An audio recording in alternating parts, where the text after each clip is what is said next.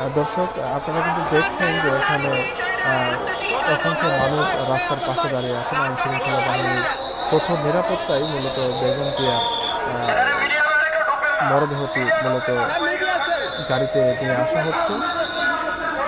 দর্শক, শেষবারের মতো তার বাড়ি থেকে গুলশান থেকে মূলত রওনা দিয়েছেন আহ, আজকের তার জানাজা স্থলে।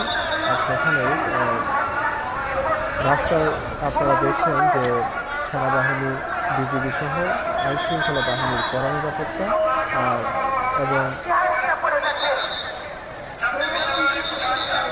লাল সবুজে পতাকায় মরানো যে গাড়িটি রয়েছে সেই গাড়িটিতে মূলত বেগম জিয়া তিনি রয়েছেন। আজকে দুপুর 2টার দিকে বেগম জিয়ার জানাজা পড়ানো হবে। জানাজা পড়াবেন বাইতুল মোকাররমের খতিব, বিশিষ্ট আলেমুদ্দিন মাওলানা আব্দুল মালেক সাহেব। এবং আপনারা জানেন যে আজকে 3:30টার দিকে তার প্রয়াত স্বামী বেগম জিয়ার প্রয়াত স্বামী শহীদ রাষ্ট্রপতি জিয়াউর রহমান তার পাশেই মূলত তাকে সেখানে সমাহিত করা হবে, সমাধিস্থ করা হবে। এবং আপনারা জানেন যে আজকে কিন্তু এখন এই মুহূর্তে সংসদ ভবনের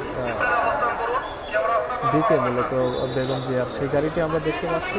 এখন ক্লিয়ার দেখা যাচ্ছে। আপনারা দেখছেন যে এই মাত্র টার্ন নিচ্ছেন যে সবুজ পতাকাবাহী বা পতাকায় মোড়ানো যে গাড়িটি, সেই গাড়িটি মূলত বেগম জিয়ার মরদেহটি রয়েছে। দর্শক, এরপরেই কিন্তু আরেকটি গাড়ি রয়েছে যে গাড়িতে তারেক রহমান সহ তার পরিবারের সকল মেম্বার, জাইমা রহমান, জুবাইদা রহমান সহ তার ভাই এবং ভাইয়ের কুকুর সন্তানেরা এবং তার মামা, তার মামাতো, তার মামি সহ, তারেক রহমানের মামি সহ আরও অনেকেই সেই গাড়িতে আপনারা জানেন যে রয়েছে। সেই বিশেষ গাড়ি, বুলেট প্রুফ গাড়িতেই মূলত বেগম জিয়ার পরের গাড়িতেই তিনি এখনো আসছেন। দর্শক, এখন সংসদ ভবনের দক্ষিণ প্লাজায় আজকে তার জানাজা অনুষ্ঠিত হবে। জানাজায় লক্ষ লক্ষ জনতা আজকে উপস্থিত হচ্ছে। গতকাল রাত থেকেই আপনারা জানেন 30শে ডিসেম্বর সকাল 6টার দিকে বেগম জিয়া এভার কেয়ার হাসপাতালে শেষ নিঃশ্বাস ত্যাগ করেন।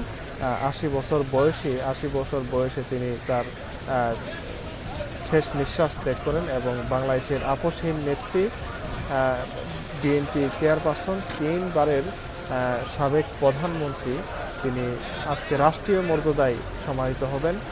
রাষ্ট্রীয়ভাবে 3 দিন শোক ঘোষণা করা হয়েছে বেগম জিয়ার এই মৃত্যুর জন্য। এবং আজকে সারা দেশের সকল প্রতিষ্ঠানগুলো সাধারণ ছুটি হিসেবে ঘোষণা করা হয়েছে।